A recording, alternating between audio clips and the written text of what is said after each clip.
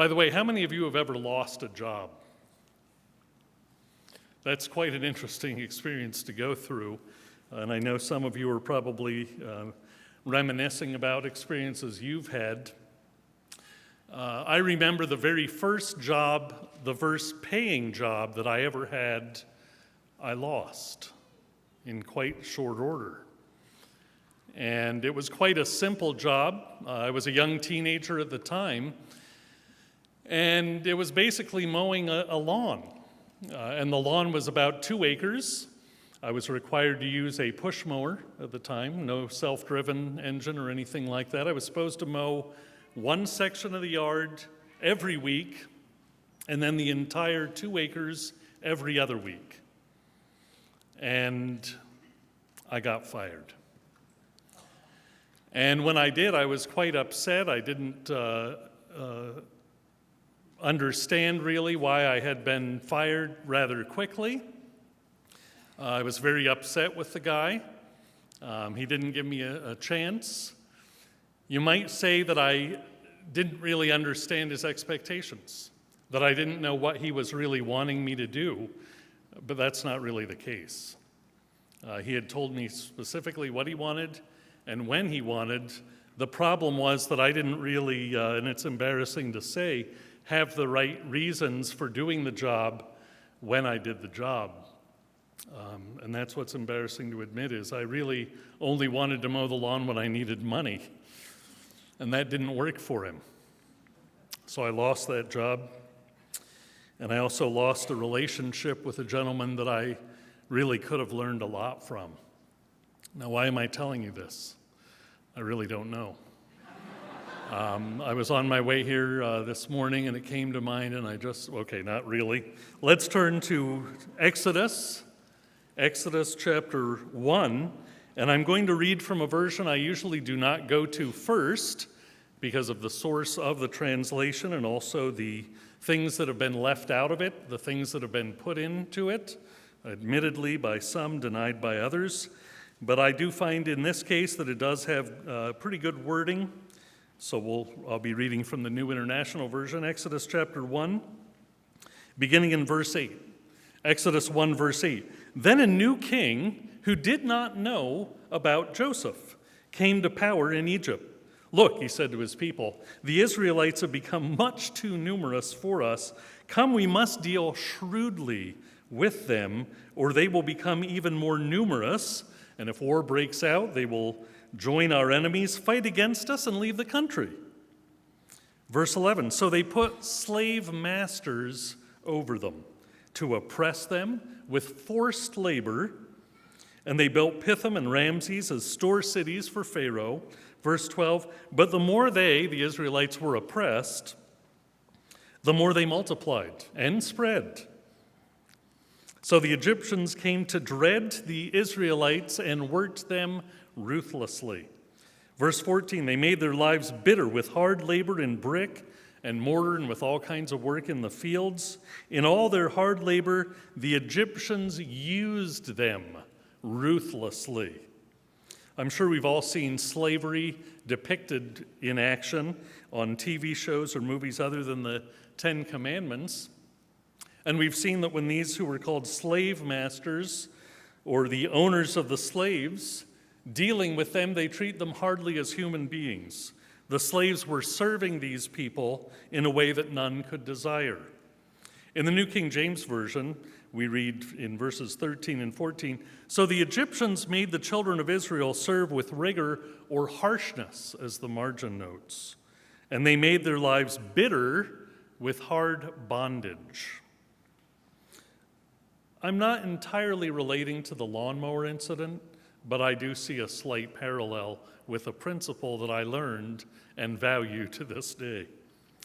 These slave masters or owners considered their servants, those who served them, as their property or as their people. So imagine the shock when Moses stated to Pharaoh in Exodus 5, verse 1, thus says the Lord God of Israel, let my people go, that they may hold a feast to me in the wilderness. Imagine what was going on in Pharaoh's mind. He probably thought, these are my people, my slaves, working for me, and you want them to feast to you? It's also interesting to note the statement that was made by Moses, coupled with, let my people go, in Exodus chapter 7, verse 16. He was instructed by God in Exodus 7:16, and you shall say to him, the Lord God of the Hebrews has sent me to you, saying, let my people go, that they may serve me in the wilderness. No longer were they to be serving Pharaoh. They were to be free at last over 400 years, and serving God in an environment of peace and prosperity, fleeing to the land that God would provide for them, the promised land. That Pharaoh and many in the past had grown up having Hebrews working as slaves for them. Let's look over now at Exodus chapter 2. Exodus chapter 2, if you could turn there with me, where we see a turn of events that did take place. Exodus chapter 2, and a different relationship that began to exist with the people and those they were to serve. Exodus chapter 2, beginning in verse 23. Exodus 2, verse 23. Now it happened in the process of time that the king of Egypt died. Then the children of Israel groaned because of the bondage, and they cried out, and their cry came up to God because of the bondage. Verse 24, so God heard their groaning, and God remembered his covenant with Abraham, with Isaac, and with Jacob. Verse 25, and God looked upon the children of Israel, and God acknowledged them. Now that's not a very meaningful word to us, acknowledged. In the King James Version, it says, had respect unto them. He had respect unto them, which is not what Pharaoh had at all. But God had love, care, concern, and respect for them, knowing that they were going to be his people, that he had a great plan for, and that he was going to reveal to them that they were his chosen, his special people. We know the rest of the story with Israel, don't we? We know that at first they committed themselves to do whatever God instructed them to do. Commandments he gave them to set them apart by following the instructions in the great architect's plan, and they followed him, and they turned from him. And then they turned back to him, and then they turned away from him until he finally divorced them due to their disobedience. But we also know that he promised to bring them back, to give them an opportunity in the future, as prophecy shows, and we're not going to go into that today. We're dwelling on the calling of God to serve him in a specific way, according to his commandments, his instructions, his desire, and his meaning. And one part of our calling includes being provided with an understanding of God's plan and his expectations of us. He has given us direction for our benefit, which all fits into his plan for us and eventually for all people. That's what we're going to take a look at today, because one part of that plan is this day that we're meeting on. I'm not speaking of July 4th. I'm speaking of the Sabbath, the day that we are worshiping God on and recognizing that God has set this day apart from the very beginning. That's what we're going to be looking at to reconfirm portions of the foundation that we stand upon as Christians in our worship of God, in our relationship with him.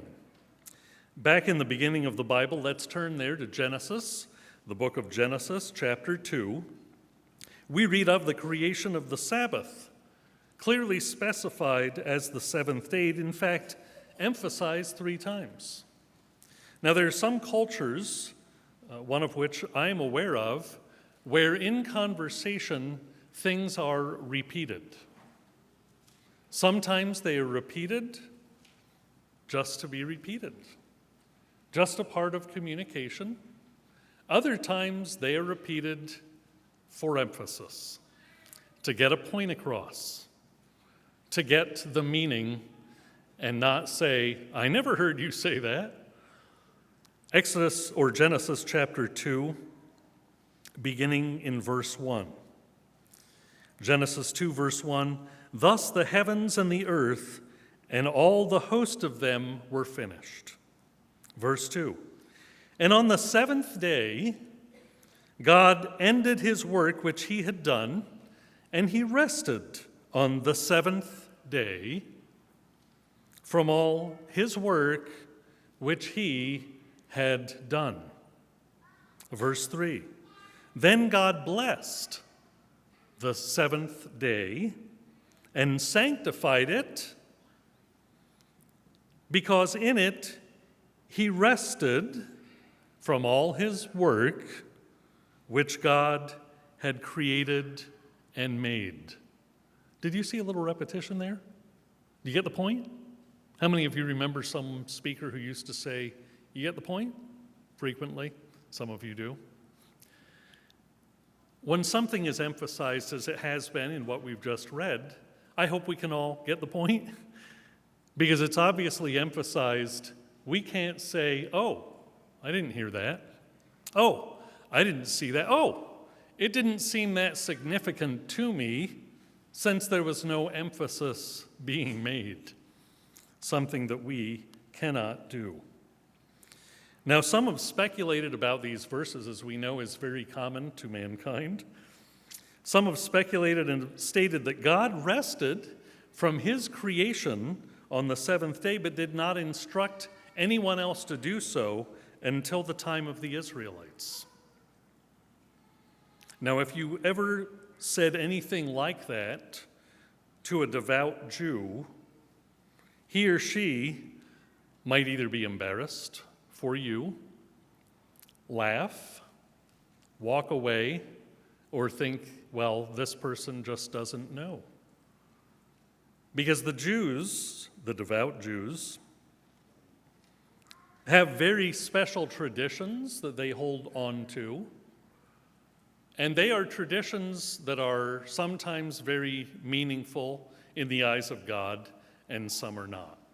And some of you may be aware of the three basic divisions or separate sections or different types of Jews, the three different ones, the Orthodox, Conservative, and also the Reformed, that have incredible contrasts with each other, especially the Orthodox and the Reformed, many of whom would have been very pleased with the Supreme Court's recent decision in relationship to marriage. But there are some things that are very valuable to them that we can value as well. And it's important, of course, to remember that the Jews have absolutely no reason to defend the Sabbath. They have no reason, if someone says anything contesting the Sabbath, to defend it. Because to them, it's important to God, it is important to them, and it doesn't matter what anyone else thinks about it at all. And that's important to remember as well. They see it, as is stated in the very Word of God, as a special sign between God, the Creator, and them, which he originally intended it to be. But to state that Adam and Eve did not keep the Sabbath goes against their traditions, but even more their beliefs, their theology, their history, and that means from the very creation. About 20 years ago, a study was being done by a student in one of the major theological universities or seminaries in the United States of America, and he found some things that he had heard about before but saw much more clearly when this study was done. He found that all forms of Second Temple and also subsequent rabbinical Judaism, or the Orthodox, have taught and continue to teach that Adam and Eve kept the Sabbath. And again, this is not in defense at all. They have no reason to defend it to anyone. For example, in a short article on Psalm 92, which is titled "The Sabbath Hymn," the editors of the Soncino commentary, which quite a few of you may be familiar with, state, "The title occurs in the Targums," which are the Aramaic commentaries on the Hebrew Scriptures, in the form "a psalm and a song which Adam uttered on the first Sabbath day." in accordance with the Jewish tradition that it was composed by him on the very first Sabbath of creation. Its association with the holy day was recognized in the temple, where it was chanted by Levites each Sabbath. This tradition is reflected in modern Orthodox Jewish practice in the form of the Kiddush, or hymn of sanctification, that Orthodox Jews sing at sundown on Friday evenings. This hymn, the study shows, praises God for two things. One, his sanctifying the Sabbath at creation, and two, God delivering his people in the Exodus from Egypt. In Hebrew, the first line of recitation reads something that I am not going to try to pronounce. However, the translation in English is a psalm, a song for the Sabbath. The Jews also teach that Adam and Eve enjoyed the same spiritual relationship, or the special relationship with God, that the Israelites did. And hence they call them spiritual Israelites. Jews also believe that in their perfect state of creation, Adam and Eve did keep the Sabbath. However, the Jews also teach that after they were cast out of the Garden of Eden, Adam and Eve no longer kept the Sabbath. Now, we don't know that to be true. Again, this is tradition. Some of it is meaningful. Some of it, I think, we can stand strongly behind. And some of it, like this, perhaps we cannot. But again, they see the keeping of the Sabbath and Adam and Eve doing so as a part of the special relationship with God.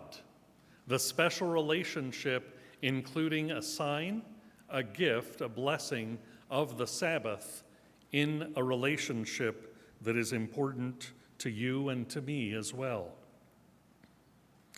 So then, Adam and Eve cast out of the Garden of Eden, no more Sabbath keeping, right? Till the time of the Israelites. No, again, that is not a part of their tradition, their teaching, their devout belief. According to Jewish teachings, God called Abraham and gave to him the same intimate relationship that Adam and Eve had enjoyed, and that Abraham too kept the Sabbath. Genesis 26, verse 5 is probably jumping to the minds of some, especially the FI students who are seated here today. 26, verse 5 of Genesis, you may want to look at later. But anyway, that is why some scholars argue that when Paul tells Christians that they are spiritual Jews, he is arguing for the continued keeping of the Sabbath, reflecting on the special relationship Adam and Eve, who were called spiritual Israelites, and Paul is calling Christian spiritual Jews. I really appreciated an article written by Gerhard Hasel, I believe his name is pronounced, that may be wrong. Writing in the Anchor Bible Dictionary, he states the following, which I found very meaningful and adding to my appreciation of and respect of the Sabbath. There are two narratives in which the Sabbath plays an important role. The creation account of Genesis 1, verses 1 through chapter 2, verse 4, climaxes in the creation Sabbath, reaches its high point. All these things beginning with there being darkness and God saying, "Let there be light," to the creation on each day, leading up to, and as he says, climaxing with the Sabbath. This pregnant passage, he terms it, reveals that God had finished his creative activity in 6 days, after which he rested, the Hebrew word Shabbat, on the seventh day. That is, ceased from his creative activity. Hassel goes on to state, the seventh day means the Sabbath, even though the noun Shabbat is not used. The phonetic linkage between Sabbat and Shabbat is generally perceived to indicate Sabbath rest. This seems supported by other typical Sabbath terminology, which Genesis 2 verses 1 through 3, which we read at the beginning, has in common with the fourth commandment of the Decalogue, using the words or phrases, seventh day, bless, sanctify, make holy, make, and work. Let's take a look now at Exodus 20, where we see the commandment given and the reflection to the creation. We'll just look at it as a refresher to what God stated to Moses in his commandments. We could turn to Exodus 16, of course, where we see the worship of God and his Sabbath covenant was stressed, but we won't take the time to do that today because we're focusing on God's creation of the Sabbath from the beginning and through all time, and the part that it plays in our calling, in the opportunity God has given us to know his will, his way, and walk and rest therein. Exodus chapter 20, beginning in verse 8. Exodus 20, verse 8. Remember the Sabbath day to keep it holy.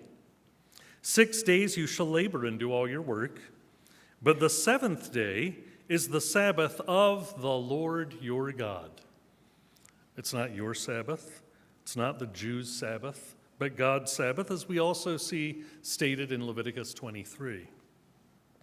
In it you shall do no work, you, nor your son, nor your daughter, nor your male servant, nor your female servant, nor your cattle, nor your stranger within your gates. Verse 11, for in 6 days the Lord made the heavens and the earth, the sea, and all that is in them, and rested the seventh day. Therefore the Lord blessed the Sabbath day and hallowed it. Again, this is giving the instruction about what God wanted and wants his people to do in reflecting on the creation and why God did what he did, how he did what he did, and where the Sabbath fit and where it is to fit in our lives, in our relationship with God. This can't just be looked at as pleasant poetry. These are the words of God. These indisputably show that God did sanctify the Sabbath as a part of the creation. By keeping it, we honor him as the creator and hopefully reflect on the creation, why it all is, why God created what he created, and what his plan is all about. Again, in the Sun Chino, we read in relationship with verse 11 and the words 4 and 6 days. The commentary is, man should therefore, in respect of work and rest, imitate his Creator. The Sabbath is a testimony to creation and its desecration, a denial of creation. We could take that far, couldn't we? Especially in relationship to traditional Christianity and the incredible understanding and calling that God has given to us and plans to give to all people. Earlier today, we heard a name that is very familiar to quite a few of us, if not all of us, and some of us are more familiar with him personally or in the teachings than others, and that is Mr. Armstrong, Mr. Herbert W. Armstrong. It's interesting to note that when Mr. and Mrs. Armstrong began to learn that God said, keep the Sabbath day, and they began keeping it, their understanding of it was, you might say, minimal. They did not understand the holy days, the other holy days, I should say, but they saw they were to keep them. And as they kept them, as they observed them, as they obeyed God, understanding was given. And the meaning grew as God gave them understanding for their obedience, wanting to do his will, to walk in his way, as a part of developing the relationship with him, which he blessed tremendously. The same is true of non-observance in the opposite way, and I know quite a few of us have witnessed that with close friends, family members, and others. When one does not observe or practice God's commands, the understanding diminishes and eventually blows away. and it's gone. It's history. And hopefully that emphasizes to us the importance of seeing the importance of keeping God's Sabbath and holy days. I know we know that throughout the New Testament, the book of Psalms was quoted many times. In fact, Jesus Christ made some profound statements about the importance of the book in relationship to him and the fulfillment of prophecy in relationship with him. And the Psalms are a very valuable book or book of books to read, to learn from, to grow in understanding God, to add to our prayers, to add to our conversation. And some of the things stated in Psalms could have been shifted by Jesus Christ and the apostles if they no longer had the meaning that they did back then. But nowhere in the New Testament do we ever see Psalm 111, verse 10, revised to state, "Greater understanding have those who reject his commandments." Yet what has traditional, modern Christianity done? And feel that they have grown in understanding and have no relationship with God at this time like we do. The Sabbath is to be looked upon as a command and as a gift, a delight, as the will of God that eventually all people will enjoy, appreciate, and understand. I'll just read from Exodus chapter 16, which I referred to earlier. Exodus chapter 16, verse 29, we read, "See, for the Lord has given you the Sabbath. Therefore, he gives you on the sixth day bread for 2 days. Let everyone remain in his place. Let no man go out of his place on the seventh day." We see here that God gave the Sabbath to Israel. It was a gift. It was something special with great meaning to him that he wanted it to have to them. Just as he gave them the manna, their sustenance, what kept them going. It was and is still a gift from our Father and an important part of our relationship with him and our spiritual sustenance. In Isaiah chapter 58, if we could turn there, Isaiah chapter 58, we read more of the instruction that had to be given to the Israelites about the Sabbath. Isaiah chapter 58, he had to correct them, set them straight, put them on the right path for the observance of the Sabbath so that they would see the importance it had to him and should to them and how. Isaiah chapter 58, verse 13. Isaiah 58:13, "If you turn away your foot from the Sabbath, from doing your pleasure on my holy day, and call the Sabbath a delight." Now, years ago, when I was attending Ambassador College and beyond then, I remember friends of mine, fellow students and others, remembered hearing about people saying what a burden the Sabbath was way back then, not in the church, but outside of it. And that used to be a joke for us, because Friday afternoon, after a week of hard work, after all the studying we had done for classes, preparing for tests, going through different difficulties, we used to joke and say, "Oh, the Sabbath is coming. What a burden. I am not going to be able to work for 24 hours. I am not going to be able to cram for a test that I have. And I'm not going to be able to do this, that, or the other." What a burden, man alive. I'm going to have to rest, have some nice meals, some casual fellowship with people, learn more of things that are what life's all about and stuff like that. What a burden. Here God instructed them, "Call the Sabbath a delight."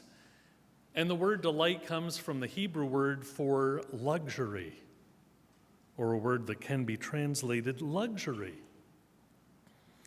the holy day of the Lord honorable, and shall honor him, not doing your ways, nor finding your own pleasure, nor speaking your own words. Now, most of us understand this concept, but a number of us have heard stories of or have experienced ourselves how this was hard to understand by some.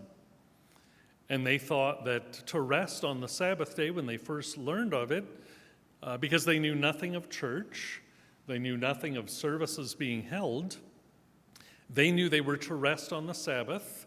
They knew they were to study God's word to honor him. So they went in bed with their Bible for about 24 hours. And that's how they rested on the seventh day, until they grew in understanding. I remember a story that I may have told some of you before about a man who had called the pastor in the area wanting his first counseling. He was so excited about what he had learned. He had to meet with the pastor to learn more, to see whatever he needed to learn and to do it. And he was just so excited, and the pastor was just thrilled. So he went and met with not only the man, but also his wife and his children. And they were all sitting there, and they all had, or at least most of them, had eyes eager to learn, excited to have him there. And through the course of the conversation, suddenly the gentleman, when the pastor made a comment about something or other, said, "By the way, I have to tell you that we recently learned about the days of unleavened bread. We read about them in the scriptures, and so we tried to keep them. And I was able to keep them for 5 days. My wife, she was only able to make it 3. The children only lasted about a day or a day and a half. And the pastor's going, what? What is this? These people seem so diligent, eager to learn. And yet they're saying they could only keep the feast for 5 days, 3 days, 1 day? Well, it turns out that the only education or knowledge they had from the Bible made them think that during the days of unleavened bread, they could only eat unleavened bread and nothing else. And they tried. And the man lasted 5 days. His wife 3. And their children, no, just about a day and a half. I'm hoping they had some water with that as well. So what do we see here? Not doing your own ways, not finding your own pleasures, not speaking your own words. Oh, not speaking your own words.